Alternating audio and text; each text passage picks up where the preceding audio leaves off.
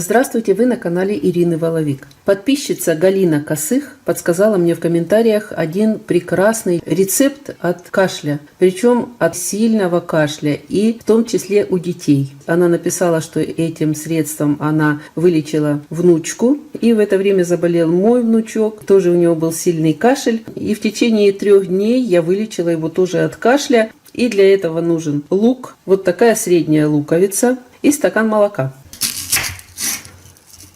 Нарезаю. А луковицу не очищаю, потому что в шелухе луковой тоже очень много полезных веществ. Только помыть ее нужно. И всыпаю в молоко. Молоко с луком ставлю на небольшой огонь, довожу до кипения и выключаю. На небольшой огонь, чтобы лук успел протомиться и отдать в молоко все свои полезности. Молоко закипает. И выключаю. Процеживаю.